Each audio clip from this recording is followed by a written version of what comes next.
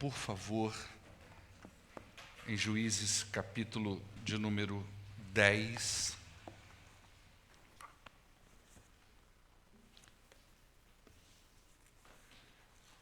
Nós estamos caminhando por esse livro,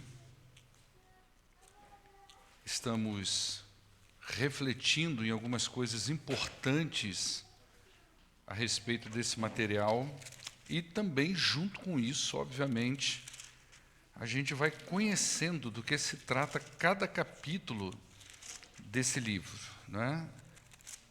E isso é importante para nós, porque nós vamos conhecendo, de certa forma, todo o conteúdo bíblico, tudo que a gente tem nas Sagradas Escrituras, que muitas vezes está lá, mas a gente não lê.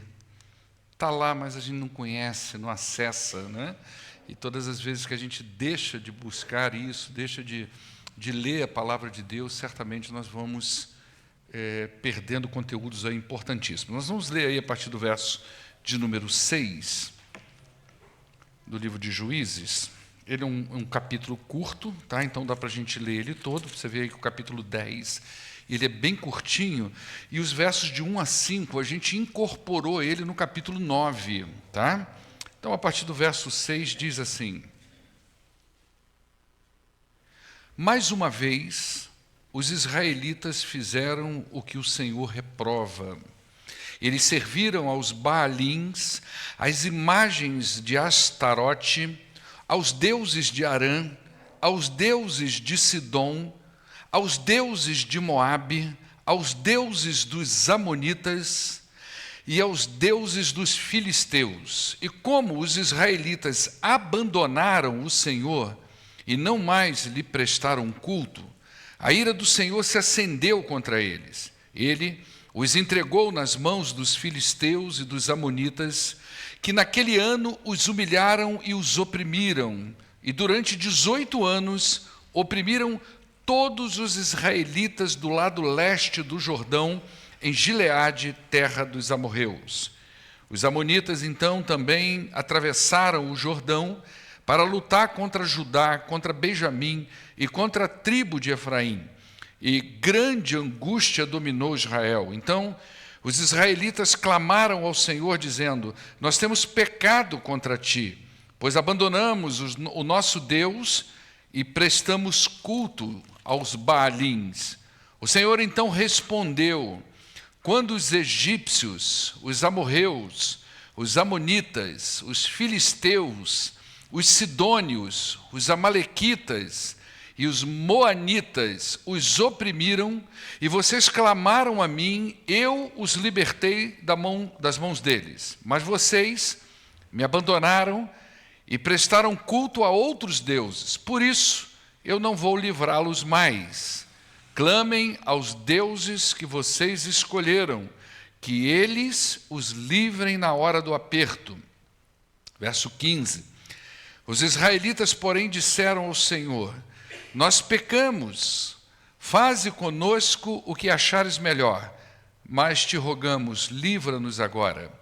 Então eles se desfizeram dos deuses estrangeiros que havia entre eles e prestaram culto ao Senhor. E ele não pôde mais suportar o sofrimento de Israel. Quando os amonitas foram convocados e acamparam em Gileade, os israelitas então se reuniram e acamparam em Mispá. Os líderes do povo de Gileade disseram uns aos outros: Quem iniciar o ataque contra os amonitas será chefe dos que vivem em Gileade. Vamos orar ao nosso Deus? Pai, muito obrigado por esta noite, por essa palavra, ó Deus, que nos alimenta, que nos sustenta, que nos direciona, por essa palavra, ó Deus, que todos os dias nos ensina a viver. Nós somos gratos por esse tesouro que é a Tua palavra. E te pedimos em nome do Senhor Jesus, que o Senhor, ó Deus, nos permita, pela Tua misericórdia, extrairmos desse tesouro o alimento para a nossa alma, o encorajamento para a nossa fé, a fortificação que nós precisamos, a esperança que nós precisamos, ó Deus. Nós pedimos que o Senhor nos ajude a extrair isso da Tua palavra. Em nome do poderoso Jesus Cristo é que nós oramos. Amém. Amém, queridos? Bom, hoje a gente vai olhar para o capítulo 10 de Juízes. Lembrando que, na semana passada, como eu já falei, nós já mencionamos esses dois homens dos versos 1 a 5, Tolá e Jair. E a gente não tem muito o que falar dele, a Bíblia não diz muita coisa dessas duas pessoas, mas nós podemos perceber aí, nós vimos isso na semana passada, que parece que Israel, mesmo se livrando de um inimigo interno, que foi Abimeleque, a escuridão espiritual ainda estava no meio do povo de Israel. E isso se confirma na volta do ciclo do livro de Juízes. O ciclo de Juízes tem um ciclo. A gente viu isso lá no capítulo 1, né? O povo perece, ele clama ao Senhor, Deus livra esse povo, mas logo, logo eles voltam para o caminho da idolatria e, novamente, eles passam por dificuldades, clamam ao Senhor e o Senhor se apresenta para eles. Então, aí no verso 6 do texto que a gente leu hoje, o texto abre dizendo que, mais uma vez, os israelitas fizeram o que o Senhor reprova. Eles serviram a Baalins, aos postes sagrados, aos deuses de Arã, aos deuses de Sidom, aos deuses de Moabe, aos deuses dos Amonitas e aos deuses dos filisteus. A única diferença é que o narrador agora, ele acrescenta para nós um panteão de deuses. Não é só mais a Baal que o povo de Israel está adorando. Agora a gente vai ver aí uma coletânea de deuses. É Deus de tudo que é lado. Quando a gente faz um estudo mais detalhado disso aí, que não tem necessidade de eu trazer isso para vocês com detalhamento, senão fica muito maçante, é isso, meu filho. Sirva o seu pai flamenguista. Porque nós vamos esmagá-los. Amém ou não, Wesley? Aí eu... Brincadeira, estou torcendo por você, tá, filhão? Veja bem, é um panteão de deuses. Quando a gente faz um estudo mais detalhado, você vai ver que cada deus desse é como se ele tivesse vindo dos 4 cantos do mundo antigo. Ou seja, você pensa, Israel está aqui, o povo de Israel está na terra palestina, na terra prometida. Tudo que é em volta dele, todos os povos em volta dele, esses deuses estão vindo daí. Eles estão admitindo tudo para a vida deles, não é? E cada ídolo desse, cada deus desse, vamos dizer assim, tem a ver com um povo que oprimiu Israel. Ou seja, eles adoravam um Deus e eles eram oprimidos e escravizados pelo povo que havia apresentado esse Deus a eles. Então você vai ver aí que os amonitas, os filisteus, né, todas essas pessoas, todos esses povos oprimiram demais o povo de Israel. Os filisteus, então, eles vão fazer parte quase que da história do povo de Israel, de tanta opressão. Então, não é difícil a gente perceber, já nessas primeiras linhas do capítulo 10 de Juízes, como que a idolatria ela é capaz de escravizar as pessoas. É como uma droga. A pessoa apresenta a droga para aquele sujeito. Às vezes eu fico vendo reportagem na televisão sobre o crack. E você pensa assim, nossa, como é que pode a pessoa usar 1, 2 vezes e ela já está viciada? E a partir do momento que ela se vicia naquela droga, ela não consegue mais. Ela tem que retroalimentar aquele vício, porque ela não consegue se livrar daquilo. Então a gente já vai vendo nas primeiras linhas do verso 10, já vai ficar claro para nós como que a idolatria ela escraviza as pessoas. O povo apresentava para Israel o seu Deus, o povo de Israel comprava a ideia daquele Deus e depois eles eram escravizados. E essa escravidão retroalimenta a idolatria, ou seja, o que é a lógica da coisa? Bom, se eu adoro um Deus, um Baal desse da vida, e a nação que me apresentou esse Deus está me oprimindo, e esse Deus não está me livrando dessa opressão, qual que é a lógica? Eu devia odiar Baal, mas eu amo ele. Parece que é uma necessidade que eu tenho de agradar mais a Baal, talvez para que ele não me oprima tanto, mas eu não consigo me libertar desse Deus, né? Então, a verdade é que eles afundavam cada vez mais na idolatria, porque a idolatria ela cega os olhos, ela fecha os ouvidos, ela tira o discernimento espiritual das pessoas. E sobre isso, o salmista diz lá no Salmo 115, dos versos 4 a 8, olha o que o salmista descreve sobre a idolatria. Os ídolos deles, e provavelmente esse salmo é escrito muito tempo depois do livro de Juízes, e o salmista ele está se referindo aos deuses desses povos em volta de Israel. Os ídolos deles, de prata e de ouro, eles são feitos por mãos humanas. Eles têm boca, mas eles não podem falar. Eles têm olhos, mas eles não podem ver. Eles têm ouvidos, mas eles não podem ouvir. Eles têm nariz, mas eles não podem sentir cheiro. Eles têm mãos, mas nada eles podem apalpar. Eles têm pés, mas eles não podem andar. Eles não emitem som nenhum com a sua garganta. E agora olha a sentença final que o salmista fala a respeito daqueles que adoram esses deuses. Tornam-se como eles aqueles que os fazem e aqueles que nele confiam. Ou seja, o sujeito que produz a imagem e aquele que confia na imagem, é como se o salmista estivesse dizendo, o discernimento espiritual dessas pessoas é como se tivesse tirado deles. Eles se tornam exatamente como esse ídolo que eles adoram, que não são absolutamente nada. Assim também é com os ídolos do coração. Quanto mais nós servimos, quanto mais nós somos escravizados por eles. E mesmo assim, a gente alimenta cotidianamente os ídolos do coração. A adoração a esses ídolos nunca é o suficiente. O povo de Israel tinha sempre que adorar mais, prestar mais culto.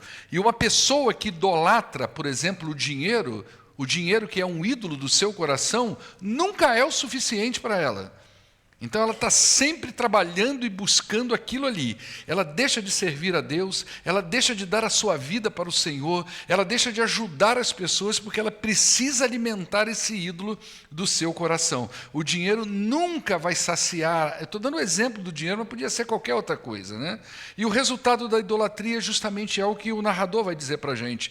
O abandono do Senhor. Na idolatria, o indivíduo entroniza um Deus na sua vida que vai passar agora a governá-lo.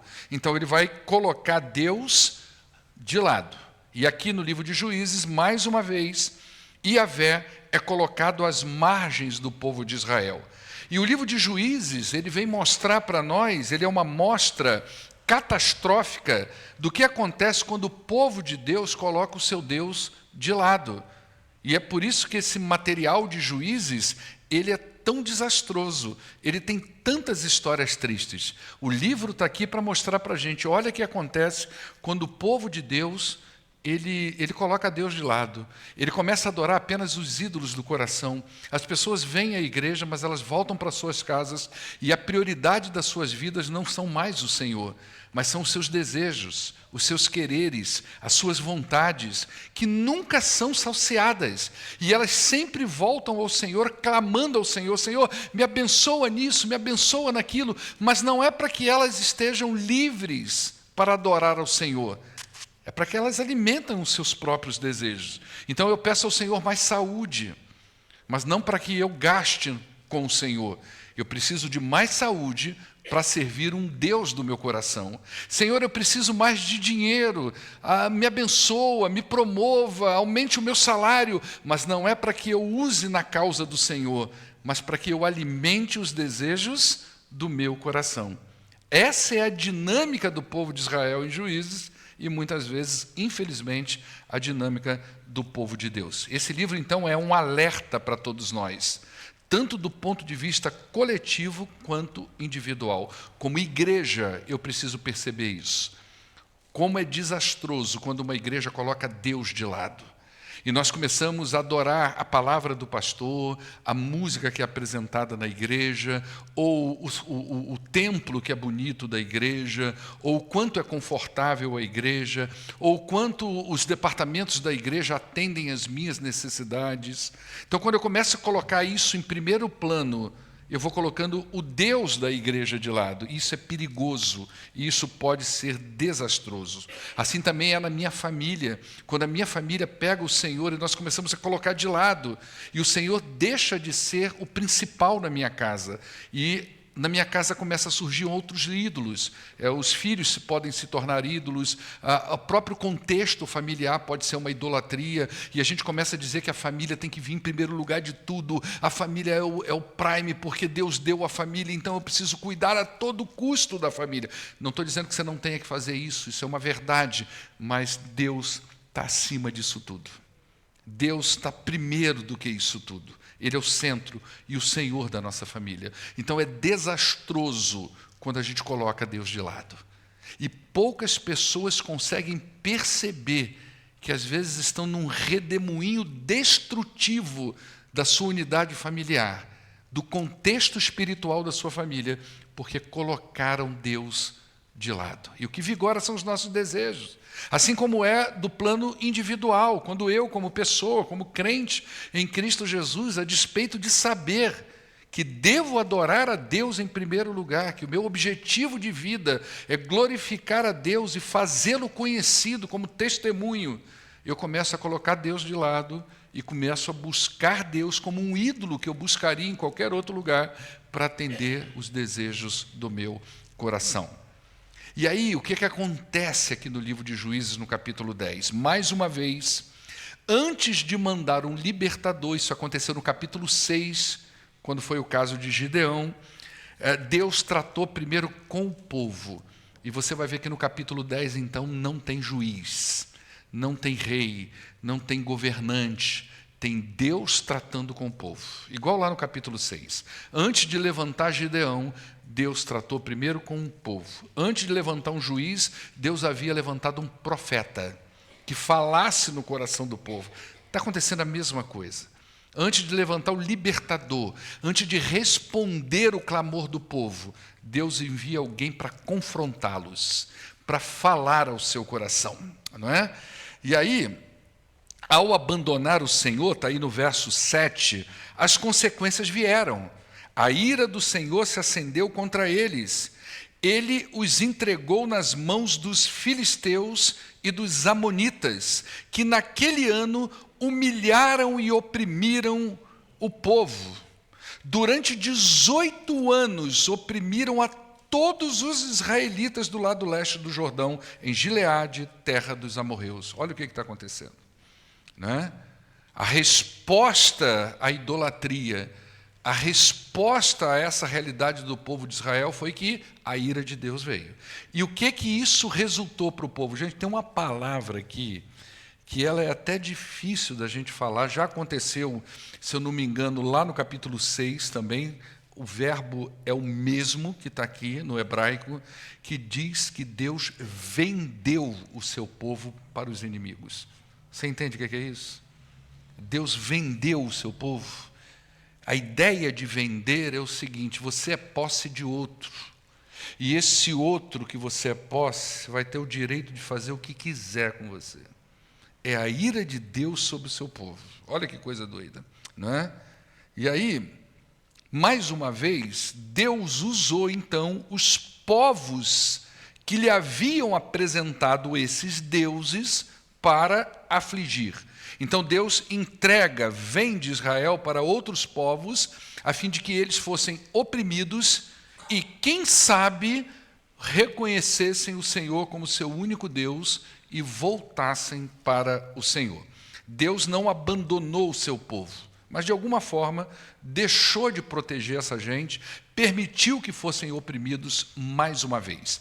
Vale a pena a gente destacar duas coisas sobre a ira de Deus. Tá? A primeira coisa é a respeito da própria ira de Deus. A ira de Deus não tem muito a ver com o sentimento humano que leva o mesmo nome, tá certo? O que é ira para nós? Ira é um sentimento estranho. Quando nós, seres humanos, nos iramos contra outra pessoa, o desejo que está por trás do nosso sentimento, o desejo que está por trás dessa emoção é um desejo de vingança, é um desejo de maltratar, de fazer doer, mas o fim dessa dor é simplesmente pura e simplesmente a punição, mais nada. Nós queremos nos vingar da outra pessoa quando nós estamos irados.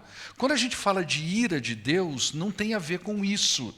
A ira de Deus, na verdade, é proveniente da incompatibilidade que existe entre a santidade de Deus e o pecado.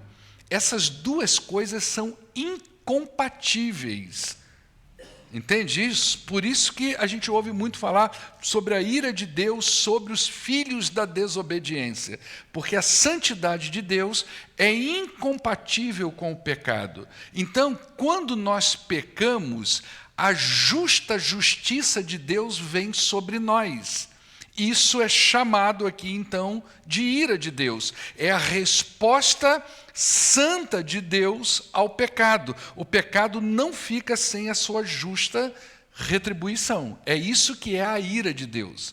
A ira de Deus não tem, vamos dizer assim, como nós, a intenção vingativa, mas corretiva. A ideia é que o povo fosse quebrantado, humilhado realmente como eles foram, e eles se voltassem para o Senhor. Eles reconhecessem o seu pecado e se voltassem para o Senhor. Essa é a expectativa. Por isso é diferente do nosso sentimento. Outra coisa importante sobre a ira de Deus é a sua relação com o Novo Testamento. A gente costuma dizer, às vezes, que a ira de Deus é coisa do passado, que a gente vive debaixo da graça de Deus. E debaixo da graça de Deus, a gente pode fazer qualquer coisa. E muita gente justifica o seu pecado com base na graça de Deus. Deus vai me entender, Deus vai me compreender, afinal de contas, Deus é amor.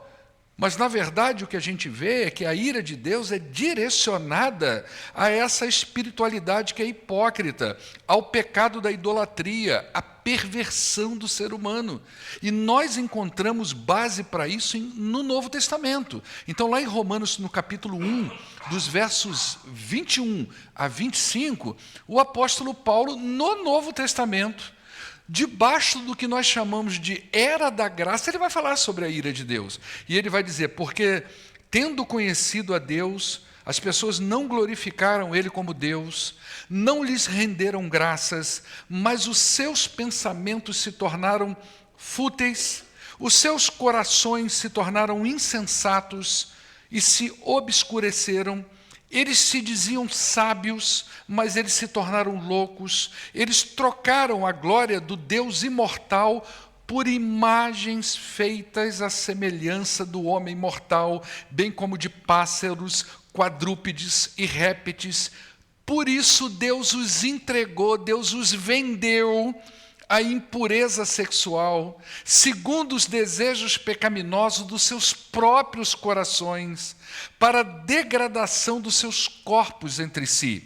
Trocaram a verdade de Deus pela mentira, adoraram e serviram a coisas e seres criados, em lugar do Criador, que é bendito para sempre. Amém. Olha só que texto. Você consegue ver semelhança entre esse texto que nós acabamos de ler de Romanos com aquilo que a gente acabou de ler lá em Juízes? Consegue ver a semelhança das duas coisas? Uma coisa está lá no Antigo Testamento e a outra está lá no Novo Testamento, dizendo a mesma coisa. Ambos foram entregues, os dois grupos foram entregues. É como se Deus estivesse dizendo, vivam segundo os próprios desejos, sirvam os seus deuses. Serve o Deus que está no teu coração, é isso que você deseja? Você deseja viver para você, você deseja valorizar os desejos do seu coração mais do que a Deus, você quer valorizar mais a sua família do que a Deus, você quer valorizar mais o seu trabalho do que a Deus, você quer valorizar mais o dinheiro do que a Deus, você quer valorizar mais o lazer do que a Deus, são os deuses do nosso coração. Então viva isso. E para o povo de Israel ele ainda chega a dizer assim, bom, quando você passar o aperto, você clama a esses deuses para levar vocês. No Novo Testamento não tem essa fala, né? Mas lá foi mais ou menos isso. Agora presta atenção numa coisa. Sobre isso nós devemos conversar com as nossas famílias. Sobre isso nós devemos conversar com os nossos filhos. Nós precisamos falar com eles sobre a graça, mas a gente tem que conversar com eles sobre a ira. A gente tem que falar com eles sobre o amor de Deus, mas nós precisamos também falar com eles sobre a justa retribuição de Deus em relação ao pecado. A geração de juízes não conhecia o Senhor. Foi uma geração marcada pelo abandono a Deus e pelo sofrimento. A gente não quer isso para a família da gente. A gente não quer isso para os filhos da gente. Então nós temos que conversar com eles sobre isso.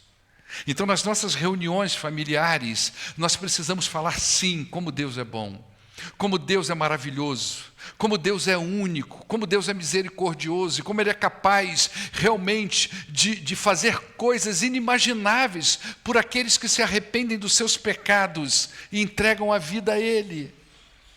Mas nós devemos falar com nossos familiares, com os nossos filhos, o que significa a santidade de Deus. E como que essa santidade de Deus é incompatível em relação aos deuses que existem nos nossos corações e que existem nos corações dos nossos filhos. Sobre isso temos que falar com eles. E aí a gente vê que essa geração de juízes foi marcada pelo abandono a Deus. Eles sabiam quem era Deus, mas colocaram Deus no panteão de outros deuses, abandonaram o Senhor, e o sofrimento.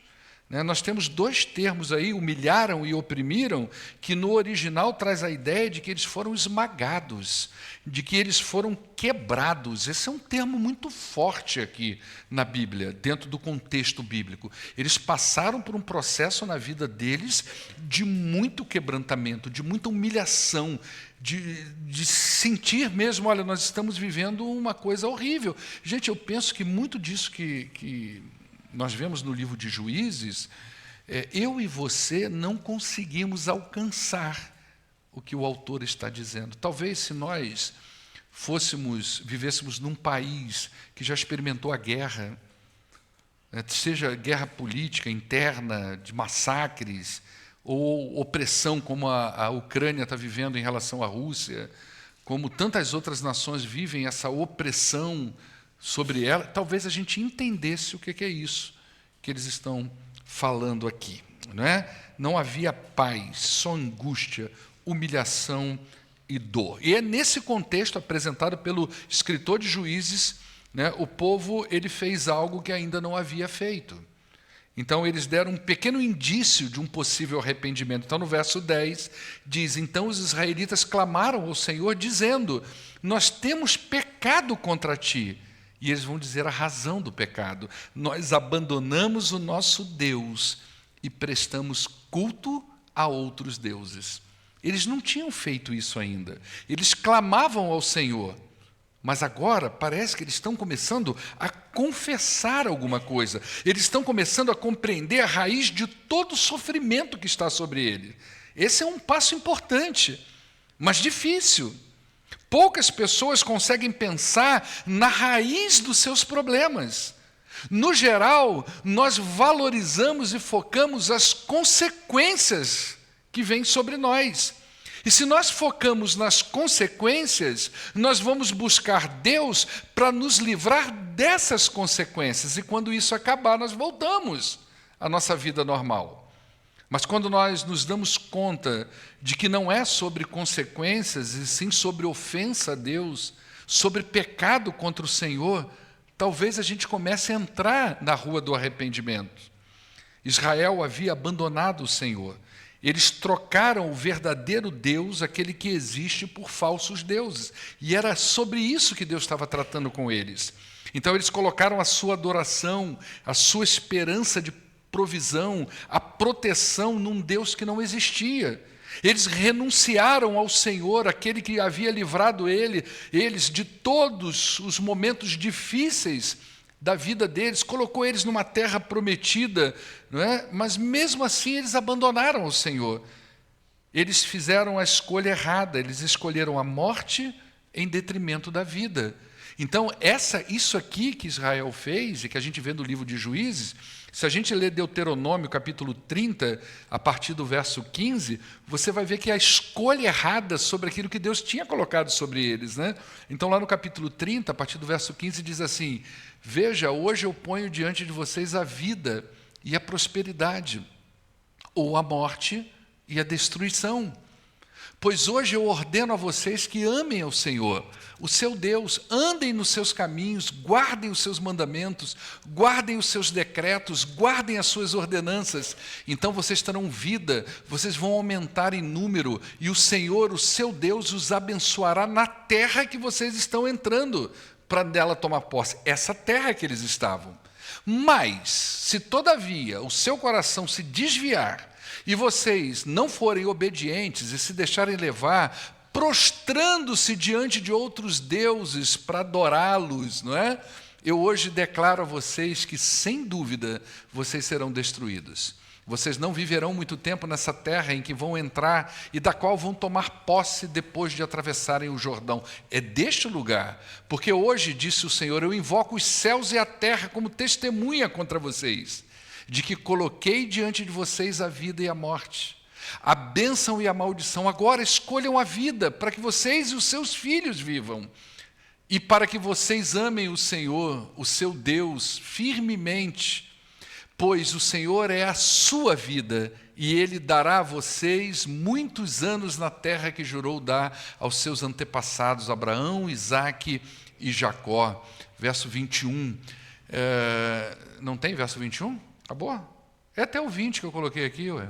Por que eu pedi 21? Está aqui até o 20. Olha só que coisa, gente. Como que Deus já havia... Por isso que a gente fala que o livro de Juízes está ancorado em Deuteronômio, porque é a escolha do errado, não é? E é uma palavra pesada. Deus falou que já havia feito bom, tudo de bom, falou que já havia livrado essa gente, depois mandou eles procurarem outros deuses agora.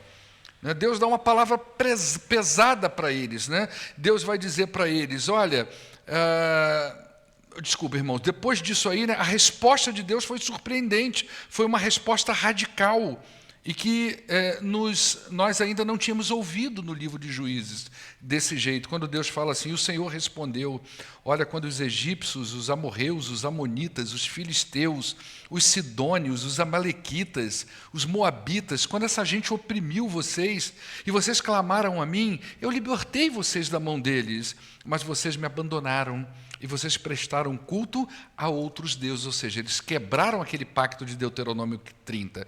Por isso eu não vou livrar mais vocês. Clamem aos deuses que vocês escolheram, que eles os livrem na hora do aperto. Gente, é uma palavra pesada, é uma palavra difícil. Deus falou tudo de bom que já havia feito por esse povo, mas o povo abandonou, e ele vai dizer, agora vocês têm que procurar o Deus de vocês. Não é? Você consegue imaginar essa cena hoje? Imagina aquele indivíduo, e talvez você já conheceu gente assim, que quando está num perrengue terrível, ele procura Deus. E ele se aproxima de Deus. E você começa a ver aquele sujeito nas reuniões de oração da sua igreja. Você fala assim, nossa, mas essa pessoa nunca foi disso. E agora você começa a ver, de onde que veio? Alguém apresentou, aquela pessoa está num perrengue terrível. E Deus, pela sua misericórdia, concede a graça. E quando aquele sujeito tem o seu problema resolvido, você começa a não vê-lo mais. Você começa a não ver essa pessoa mais em reunião de oração, você não vê mais ela na igreja, e quando você vai saber, ela simplesmente voltou a viver como ela era. E às vezes vive esse ciclo, passa o perrengue de novo e clama o Senhor. E tem hora que Deus, Ele dá esse tipo de resposta. Olha, faz o seguinte, vive do teu jeito. Procura os deuses do teu coração, não é? Uma palavra pesada que Deus vai dando a esse povo, né? E aí, Deus conhece, gente, nosso coração. Ele conhece profundamente as nossas atitudes. Ele sabe quando há verdade em nós. Ele sabe quando nós procuramos Ele apenas para resolver problemas imediatos. E não é esse tipo de relação que Deus quer ter conosco, né? Deus quer que nós confiemos nele, que nós obedeçamos a Ele. Ele quer ser o nosso Deus e quer que nós sejamos o seu povo. E por vezes, como é o povo de Israel, as pessoas acendem uma vela para Deus e outra para o diabo para resolver os seus problemas. Elas buscam soluções em várias formas de religião. Aí eu vou lá na igreja batista porque o pastor vai orar, vai resolver o meu problema, e no outro dia alguém chama para um centro espírita, ela vai também. Aí no outro dia é uma irmã que ora e cura, é uma oração no monte. Ele vai passando por tudo quanto é lugar, porque ele não está atrás de resolver o problema do pecado na sua vida. Quer se livrar de um problema que está batendo na porta do seu coração. Mas quando a gente faz isso, né? Quando a gente acredita que todos os caminhos que a gente busca podem nos levar a Deus e a esses lugares, nós estamos dizendo, né? Deus, melhor, responde essa atitude, dizendo, mas vocês me abandonaram, vocês prestaram culto a outros deuses, eu não vou mais livrar vocês, clamem ao Deus de vocês, ao Deus que vocês escolheram. E esse é um momento tenso entre Israel e o seu Deus. E a resposta de Deus foi muito severa, não é? E não é tão simples agora de se tomar uma decisão acertada. Israel tinha que tomar uma decisão agora com Deus. E por que não é tão simples? Porque existe um perigo muito grande na possibilidade de abandonar a idolatria de maneira idólatra. Entende isso? Abandonar a idolatria de maneira idólatra. Uma pessoa pode se voltar para Deus de maneira idólatra. Eu deixo a idolatria de lado, a idolatria pessoal, eu deixo ela de lado, mas eu faço de Deus um ídolo. E eu começo a buscar a Deus da mesma forma que eu me relacionava com os outros ídolos, sem pessoalidade. É só uma questão de troca, não é? Deus não é apenas mais um ídolo. Não é essa a proposta de Deus para o seu povo. Teve um dia que nós pregamos aqui no domingo à noite sobre Mateus 11, 28. E eu falei daquela palavra que Jesus diz assim, vinde a mim, todos vós que estão cansados e oprimidos. O vinde a mim de Jesus não é uma proposta de alívio, é uma proposta de relacionamento. Quando Jesus diz, vinde a mim, todos vocês que estão cansados e oprimidos, é claro que Jesus tem algo que alivia a angústia da nossa alma. É claro que Jesus tem algo que trata de nós. Mas o vinde a mim, a tônica do vinde a mim é vem a mim se relacionar comigo. Não é? Não é uma proposta de alívio, é uma proposta de relacionamento. Então a estrada que nos leva a esse relacionamento verdadeiro com Deus é a estrada do arrependimento. Por isso que a gente vai ver aí no verso 15 uma atitude mais ousada de Israel. No verso 10 eles dizem, Senhor, faça conosco do seu jeito.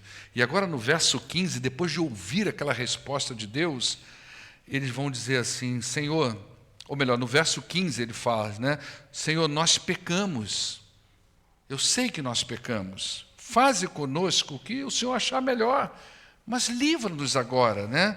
Parece que agora eles vão um pouco mais, é uma palavra mais significativa, é uma mudança de coração que começa a surgir no povo de Israel.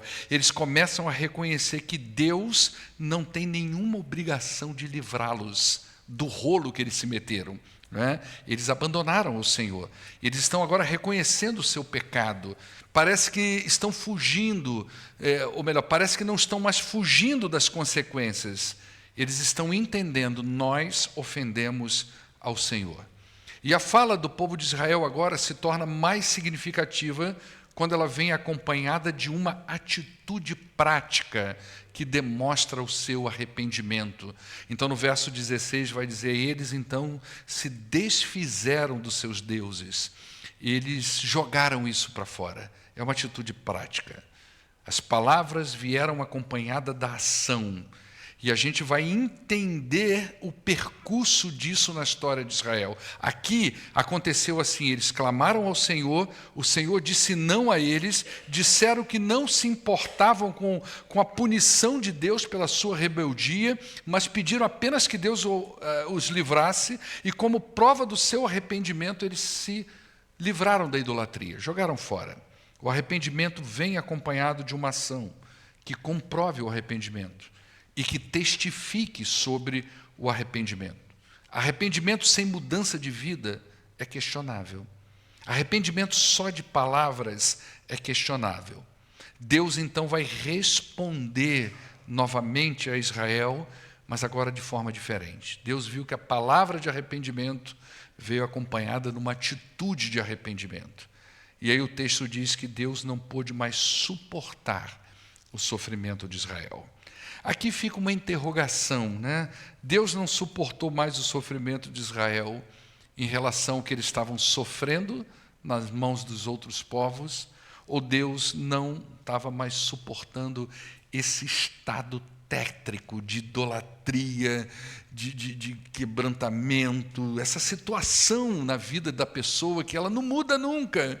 Ela está ali em volta daquele tumulto da sua vida de pecado, de clama ao Senhor e volta e sai, e vai para lá e vem para cá, mas não se resolve. Então, o que Deus agora estava realmente dizendo aqui, o narrador, quando Deus não podia mais suportar esse sofrimento? Para nós, cabe entender que houve alguma coisa no coração de Deus quando Ele percebeu no seu povo arrependimento, que não era só um arrependimento de palavras, mas um arrependimento de atitude, de ação. E o capítulo, então, termina sinalizando que um juiz vai se levantar no capítulo 11. Então, os últimos versículos, aí no verso 17, diz que quando os amonitas foram convocados e acamparam em Gileade, os israelitas também se reuniram, e depois tem... É o último versículo? Não, né? O verso 18. Então, os líderes do povo de Gileade disseram uns aos outros, quem atacar primeiro vai ser o nosso chefe. Esse versículo 18 está sinalizando que agora, no capítulo 11, em resposta ao arrependimento acompanhado de ação, Deus vai levantar no povo de Israel um libertador. A pergunta é, o que a gente aprende aqui no capítulo 10, para a gente concluir? O que a gente pode extrair daqui? A primeira lição é que a idolatria ela é escravizadora, seja a idolatria religiosa ou referente aos ídolos do coração. Cuidado com a idolatria. Ela é quase igual a um vício. Eu já lidei com pessoas com muita dificuldade de se livrar de idolatria. Eu já lidei com pessoas que, a despeito de estarem frequentando igrejas, estarem já com o coração ali muito parecido nas mãos do Senhor, mas a idolatria ainda muito presente, muito forte na vida da pessoa. A idolatria escraviza. Então, cuidado com a idolatria. Seja idolatria religiosa, ou seja, os ídolos do coração, o desejo que a gente tem por coisas que nós vamos colocando na frente do Senhor. Seja o nosso trabalho, a nossa família, os nossos lazeres, os nossos hobbies, tudo que a gente vai colocando e que vai atrapalhando a nossa comunhão com Deus, o nosso serviço, tudo isso pode se constituir um ídolo. É aquilo que está entre nós e Deus. Cuidado com isso, porque essas coisas escravizam a gente. Eu aprendo aqui que nós não devemos nos relacionar com Deus como se Ele fosse um ídolo. Eu clamo ao Senhor como eu clamava a um ídolo. Não é assim. A questão com Deus é diferente. Deus quer ser o seu Deus e quer que você seja o povo dele. Com Deus não é uma questão de troca, é uma questão de relacionamento. É assim que nós lidamos com o Senhor e que Ele quer lidar conosco. Eu aprendo aqui que sem arrependimento, o nosso relacionamento com Deus fica comprometido. Não tem como eu avançar no meu relacionamento com Deus se eu não faço uma análise da minha vida. Por que eu estou desse jeito? Por que as coisas estão acontecendo dessa forma? O que precisa ser mexido? Há algo em mim que Deus quer quebrantar, há algo em mim que precisa ser confessado, há algo em mim que precisa ser aberto para Deus. Eu preciso reconhecer alguma coisa na minha vida. Sem arrependimento, nós não avançamos no nosso relacionamento com Deus. Eu aprendo aqui também que arrependimento vem acompanhado de mudança de vida. Arrependimento não é só palavra. Arrependimento que fica na palavra não é arrependimento, é remorso. O remorso é uma coisa diferente. No remorso, eu sinto a dor pelas consequências. Nossa, eu taquei uma pedra naquela porta, quebrei o vidro. Aí o pessoal da igreja, você vai ter que pagar outro vidro e tal. Eu não devia ter feito isso. Então alguém se cortou. E eu sinto a dor pela consequência. Mas daqui a pouco eu vou arrumar uma bola para jogar aqui e vou quebrar outra. Tá certo? No arrependimento não é assim. No arrependimento eu entendo que aquilo que eu fiz não é sobre consequências, é sobre a ofensa a Deus. É com o Criador, é com Ele. O negócio é com Ele. O negócio não é necessariamente com o meu cônjuge, com o meu filho, com o ofendido. O negócio é com Deus. É com Deus. E eu aprendo por último, que Deus responde ao arrependido. Olha só o que veio agora, né? E Deus não conseguiu mais suportar aquilo. E quando vem essa palavra, você vê que o cenário muda, o povo se arma para a guerra e já vai vir um libertador. E o nome dele qual que vai ser, irmãos? Hã? Não, aqui no texto. Jefité. Você conhece esse cara? Você vai ficar impressionado com quem era Jefité. Que a gente pensa logo que é um santo, né? Você vai ficar impressionado com quem era esse. Você não vai querer borrar seu nome do seu filho Jefté. Quando você vê o perfil desse camarada. Beleza? Vamos ficar de pé, vamos orar ao nosso Deus. Semana que vem nós falaremos sobre Jefté, não é verdade, Júlio? E o Júlio? Você tem algum Júlio na Bíblia? Tem, né? Júlio César e tal. Brincadeira. Ai. Senhor, muito obrigado, Deus, por esta noite. E eu peço que essa palavra seja aplicada no coração dos teus filhos. Em nome do poderoso Jesus. Amém. Que Deus abençoe sua vida.